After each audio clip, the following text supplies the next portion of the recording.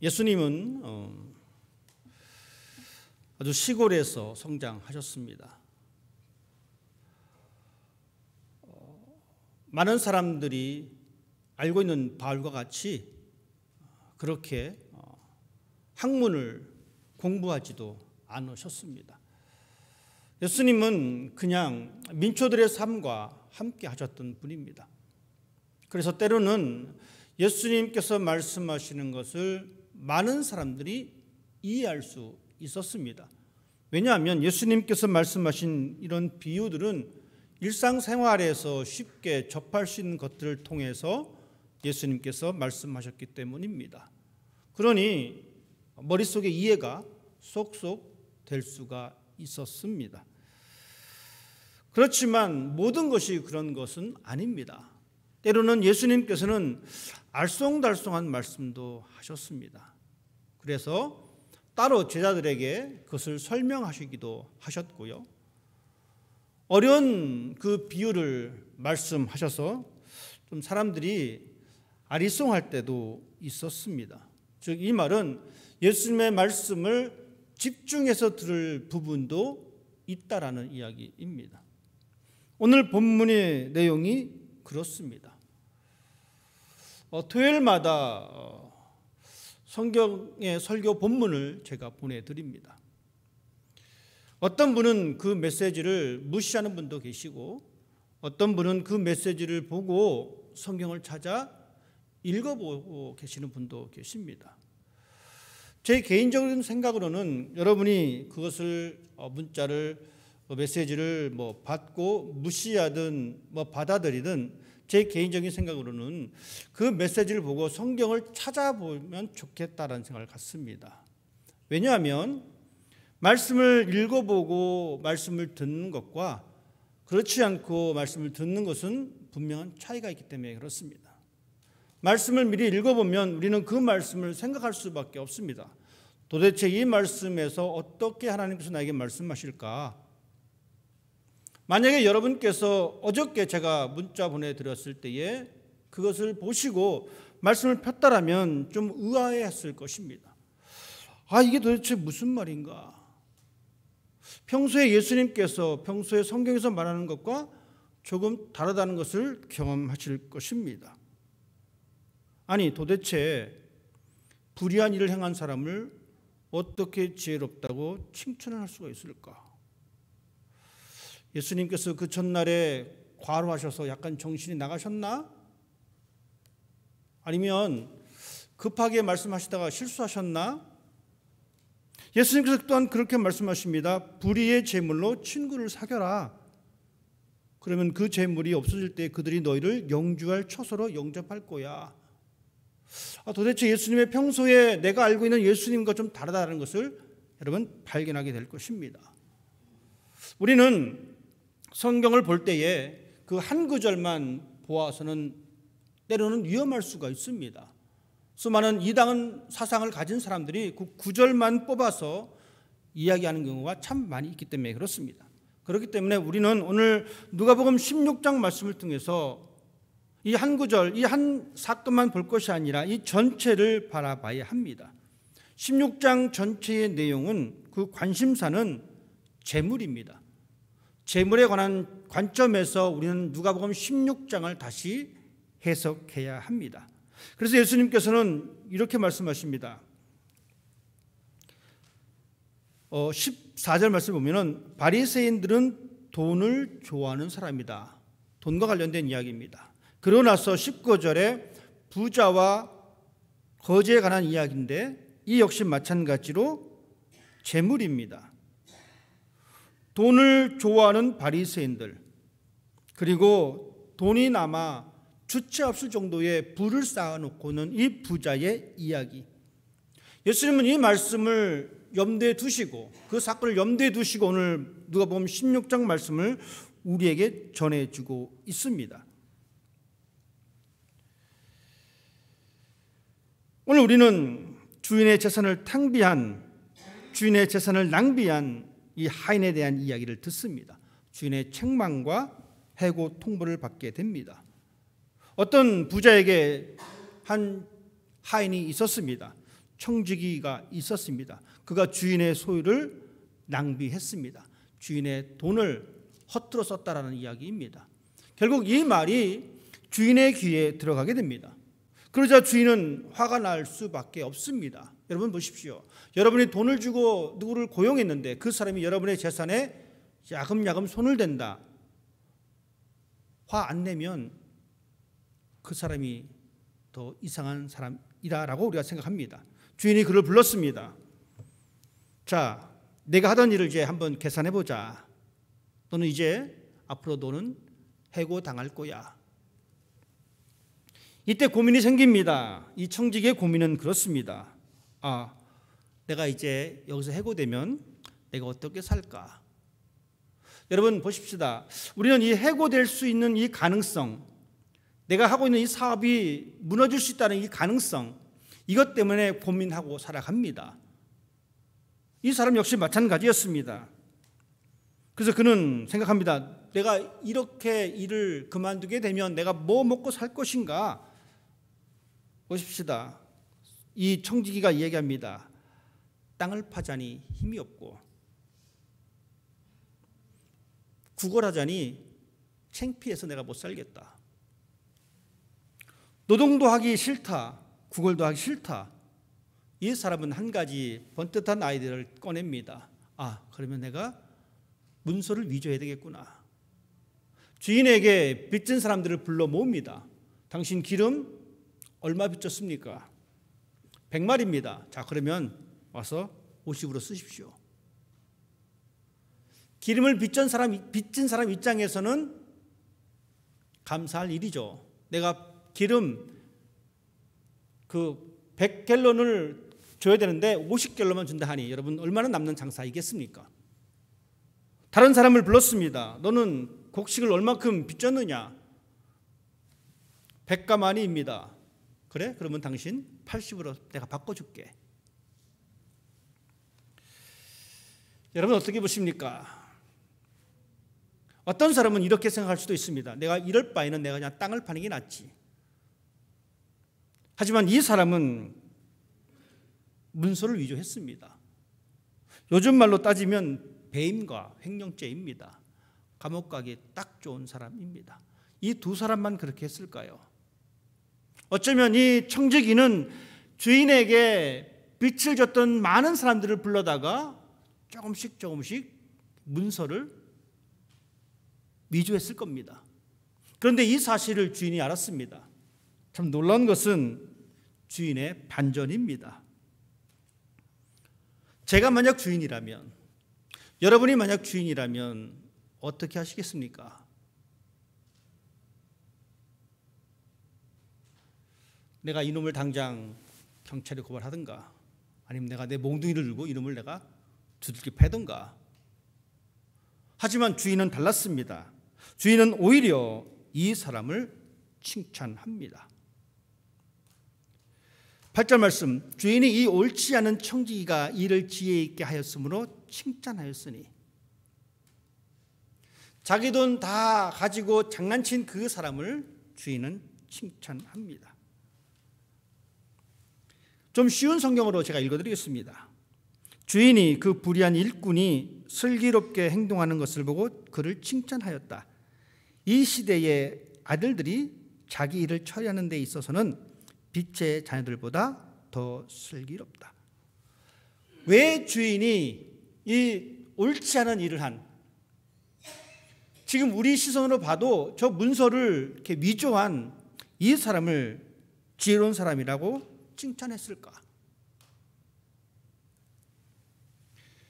이 옳지 않은 이 청지기는 어떤 선택을 하게 되냐면 미래를 위한 선택을 하게 됩니다.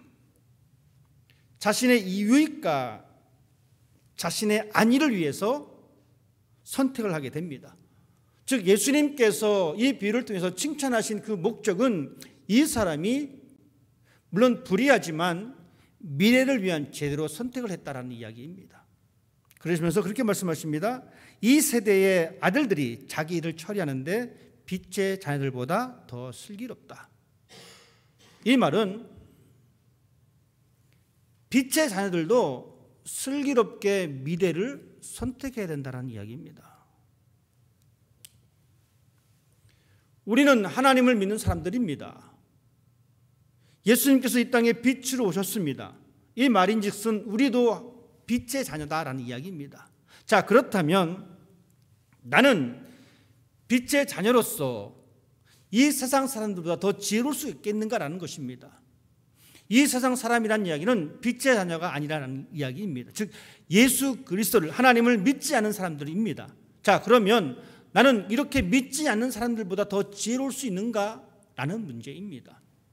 여러분은 얼마나 지혜로우십니까? 그리고 그 지혜를 어떻게 사용하십니까? 여러분 보세요. 세상 사람들은요, 자신의 미래를 위해서 많은 시간을 투자합니다.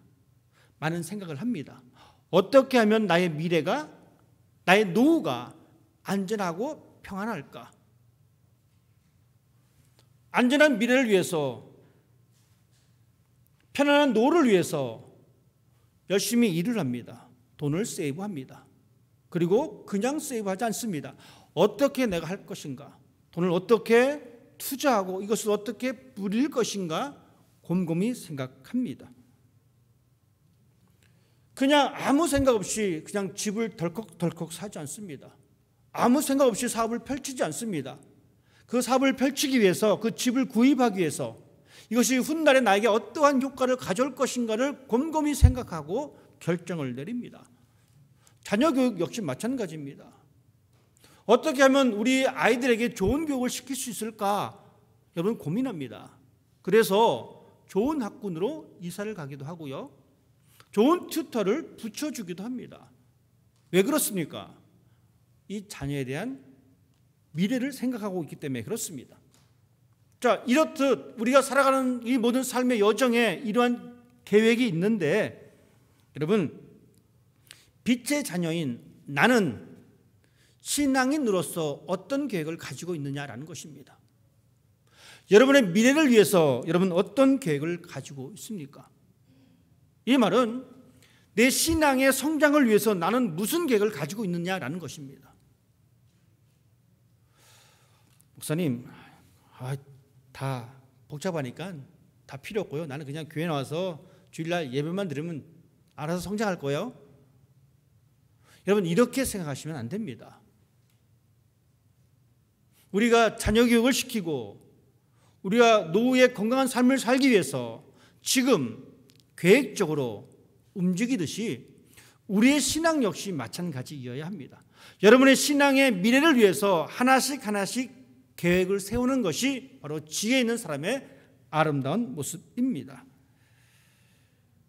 불의한 청지기, 이 청지기 예수님에게 칭찬을 들었습니다. 그런데 읽지는 않았지만 우리가 16절, 19절부터 보면 이게 부자와 이 거지 나사렛에 관한 이야기가 나옵니다. 여러분, 이 두 사람을 비교해 봤을 때에 분명한 차이점이 있습니다. 어떤 사람은 칭찬을 받았고요. 주인의 돈을 이렇게 쉽게 말하면 이렇게 장난친 이 사람은 칭찬을 받았고, 돈을 주체 없이 많이 가졌던 이 사람은 형벌을 받았습니다. 이 두 사건의 차이점이 뭔지 아십니까? 그것은 한 가지입니다. 미래를 준비한 사람과 미래를 준비하지 못한 사람. 이 불의한 청지기는 자신의 미래를 위해서 내가 주인으로부터 내 일을 박탈당하고 내가 살아갈 때 어떻게 살아갈 것인가에 대한 그 미래에 대한 걱정과 염려 때문에 무엇인가를 준비한 사람이고, 부자와 나사로에서 이 부자는 아무것도 준비하지 않은 사람입니다. 그 이웃과의 관계를 맺지 않은 사람입니다. 그래서 옆에서 거지가 먹을 것을 그렇게 달라 그래도 그는 전혀 신경 쓰지 않았습니다. 우리는 단순하게 이 사건을 보면서 불쌍한 사람을 도우는 것, 이건 당연한 거야. 이건 인간적인 도리야. 여러분, 성경은 우리에게 단순히 인간적인 도리를 말하고 있지 않습니다. 어려운 이웃을 돌보는 것, 이건 아주 기본적인 것들인 거예요. 성경은 그것을 이야기하고 있지 않습니다. 성경은 더 큰 사건을 우리들에게 말해주고 있습니다. 오늘 우리는 예수님께서 말씀하신 이 비유를 통해서 분명한 것은 이 불의한 청지기가 자신의 모든 것을 잃어버렸을 때에 자신을 받아줄 사람을 찾았다는 겁니다. 이 사람이 기름을 100갤론 빌린 사람에게 50갤론을 써줍니다. 그리고 이 50갤론을 탕감받은 사람은 어떻게 생각하십니까? 이 불의한 종을 불쌍히 여깁니다. 그걸 받아줍니다. 이 불의한 청기가 했던 것은 바로 그겁니다. 자신이 모든 것을 잃어버렸을 때에 자기 자신을 영접해 줄 사람이 누군가를 알았고 그 사람에게 최선을 다했습니다. 예수님께서 이 비유를 통해서 칭찬하신 것은 우리에게 불의한 짓거리를 해서 결과물이 좋게 나와야 된다라고 하는 것을 말씀하신 것이 아닙니다. 예수님께서 이 말씀을 하신 궁극적인 목적은 바로 여기에 있습니다. 너가 가지고 있는 모든 것을 잃었을 때에 너를 정말 영접할 사람이 누구인가? 즉 내가 가지고 있는 모든 것을 잃었을 때에 나를 받아줄 사람이 누구인가? 예수님의 비유 가운데에 탕자의 비유가 있습니다. 이 아들이 모든 것을 잃었습니다. 모든 것을 잃고 이 아들은 생각합니다. 내가 모든 것을 잃어버렸는데 나를 받아줄 사람이 누구인가? 누구였습니까? 집에서 기다리던 아버지였습니다. 여러분이 가지고 있는 모든 것을 잃어버렸을 때에 여러분을 받아줄 사람이 누구인가? 여러분 곰곰이 생각해 보십시오. 그리고 그 사람에게 최선을 다해야 된다는 이야기입니다. 이 청지기가 그러한 삶을 살았습니다. 내가 모든 것을 잃어버릴 때에 나를 받아줄 사람이 누구인지 깨달았습니다. 자, 그렇다면 우리 어떻습니까? 내가 모든 것을 잃어버릴 때 여러분 그 순간이 어느 순간입니까? 내가 모든 것을 잃어버리는 순간은 재산을 다 날리는 그 순간이 아닙니다. 건강을 다 잃어버린 그 순간이 아닙니다. 이웃과의 관계가 깨어진 그 순간이 아닙니다. 내가 모든 것을 잃어버린 그 순간은 바로 죽음입니다. 그렇다면 죽음 이후에 나를 받아줄 것이 어디인가?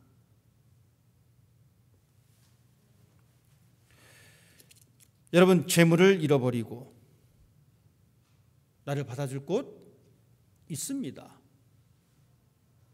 친구가 나를 받아줄 수도 있습니다. 가정이 나를 받아주기도 합니다. 건강도 마찬가지입니다. 하지만 재물이나 건강이나 이웃과의 관계나 이 모든 것을 우리를 영원한 집으로 인도하지 못합니다. 우리를 영원한 집으로 인도해 줄 바로 그곳, 그래서 우리를 받아주시는 분은 바로 예수 그리스도이십니다.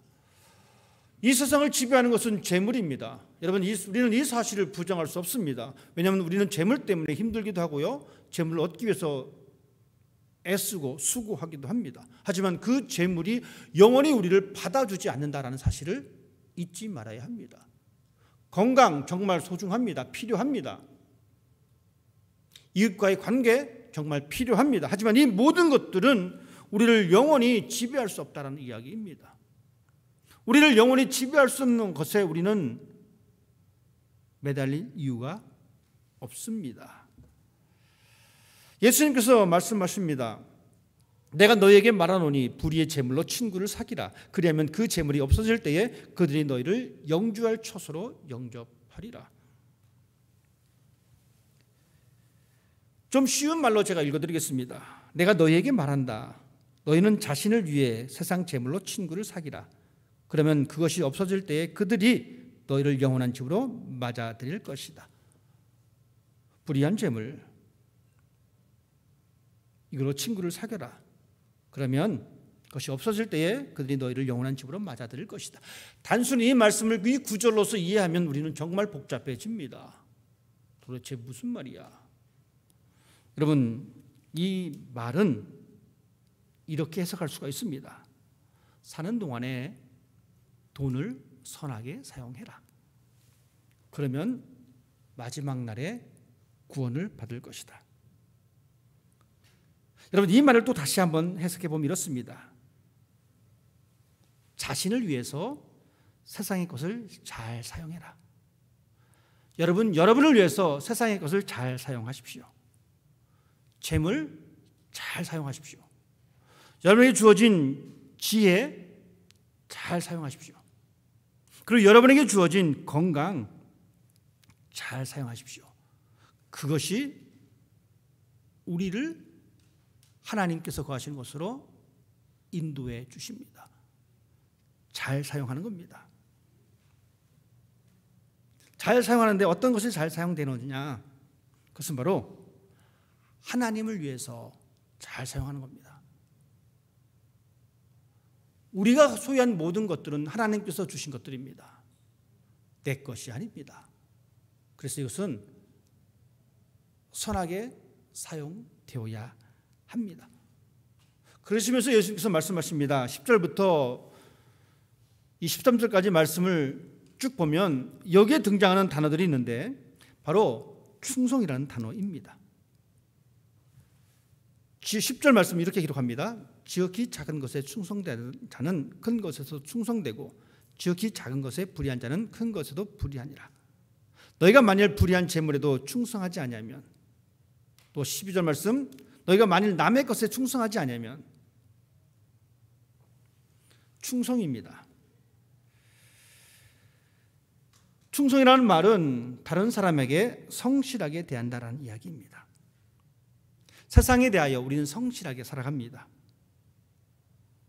그리고 이 성실함은 바로 하나님 앞에서 신실하게 살아가는 삶의 자세입니다. 그런데 하나님께서는 이가 한 가지를 우리에게 말씀해 주고 있습니다.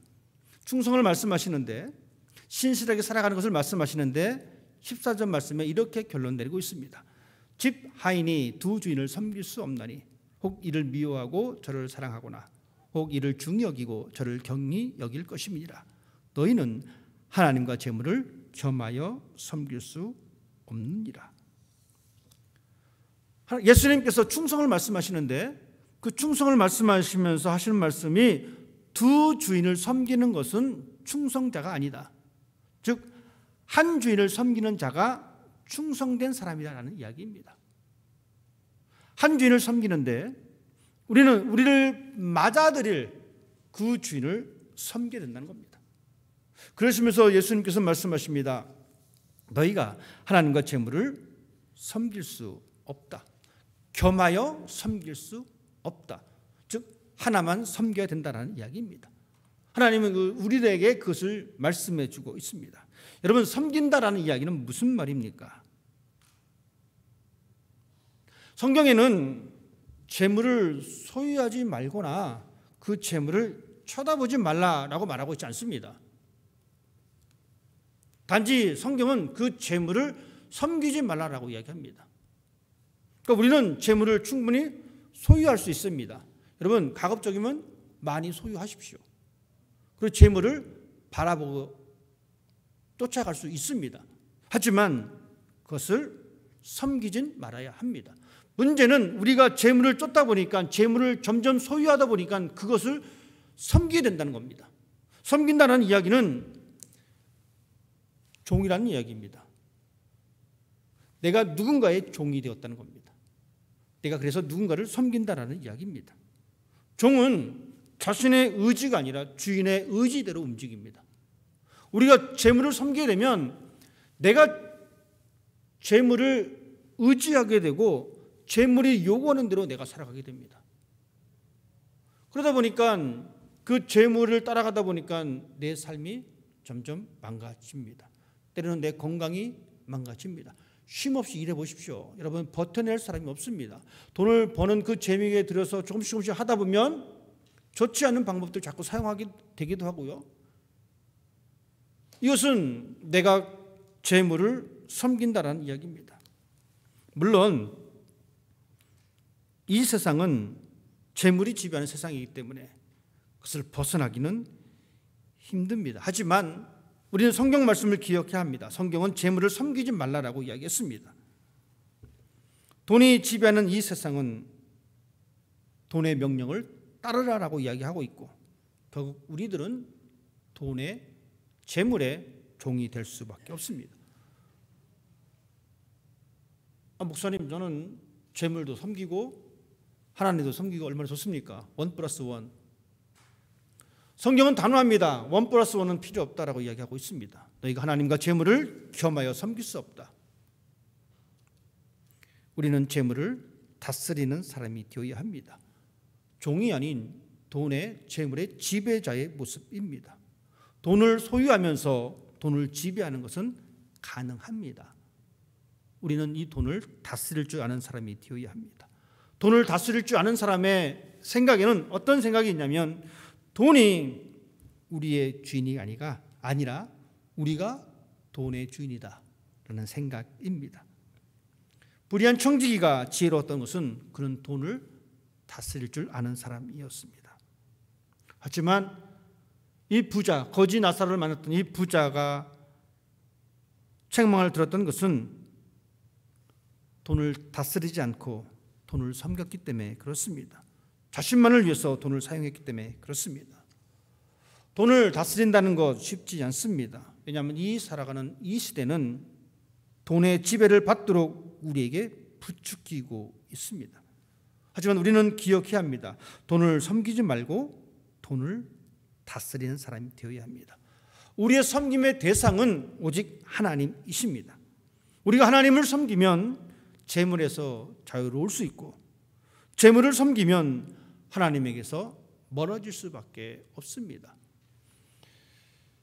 지혜로운 사람은 하나님을 따라간 사람입니다. 지혜로운 사람은 하나님을 섬긴 사람입니다. 우리 모두는 지혜로운 사람이 되어야 합니다. 그래서 다스리는 사람이 되어야 합니다. 하나님께서 태초에 천지를 창조하신 이후에 사람을 창조하시고 그렇게 말씀하셨습니다. 생육하고 번성하고 다스리라라고 말씀하셨습니다. 정말 지혜로운 사람은 다스리는 사람입니다. 우리가 재물을 섬기는 사람이 되게 되면 우리는 세상을 따라갈 수밖에 없습니다. 세상을 따라가다 보면 우리는 하나님을 생각하지 못하게 됩니다. 여러분 그렇게 보십시다. 내가 어떠한 것에 너무 생각이 집중되어 있으면 어떻습니까? 누가 옆에서 말을 해도 잘 못 들을 때가 있습니다. 내가 좋아하는 방송을 막 보고 있으면 누가 옆에서 말을 걸어도 잘 못 들을 때가 있습니다. 그리고 내 머릿속에 무엇인가 생각이 꽂혀 있으면 내가 마땅히 해야 할 일을 잊어버릴 때가 종종 있습니다. 열망의 노예가 된 사람은, 재물을 섬기는 그 사람은 하나님을 생각하지 못하게 됩니다. 예수님께서 오늘 이 옳지 않은 이 청지기의 비유를 통해서 우리에게 분명히 말씀해 주고 있습니다. 지혜로운 사람이 되어서 우리를 마지막 날에 맞아주시는 그분의 그 계획을 위해서 살아야 된다라고 말씀해 주고 있습니다. 왜냐하면 그분만이 우리에게 영원한 생명을 주시고 오직 그분만이 우리에게 참 평안을 주시는 분이기 때문에 그렇습니다. 그 하나님께서 우리의 미래를 책임져 주십니다. 우리는 조금 더 지혜로운 사람이 되어야 합니다. 그래서 그분 앞에서 우리의 신앙을 어떻게 살아야 내야 될 것인가를 계획하고 그 삶을 살아가는 사람이 되어야 합니다. 지혜로운 사람은 노후 준비를 잘 해놓은 사람입니다. 지혜로운 사람은 건강 준비를 잘 해놓은 사람입니다. 여러분 이것은 이 세대 사람들도 하는 일들입니다. 그래서 우리는 여기에다 한 가지 더 덧붙여야 합니다. 영원한 생명을 위해서 준비하는 사람이 되어야 합니다. 저는 우리 모두가 좀 더 지혜로웠으면 좋겠습니다.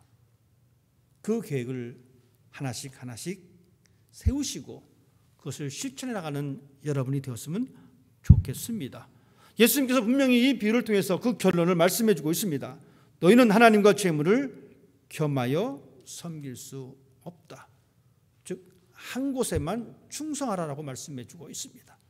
우리가 충성해야 될 것은 그냥 사라져버리는 것에 충성하고 목숨을 내걸 것이 아니라 영원히 사라지지 않는 것에 충성하고 신실하게 그 길을 걸어가기를 주님은 우리에게 바라고 계십니다.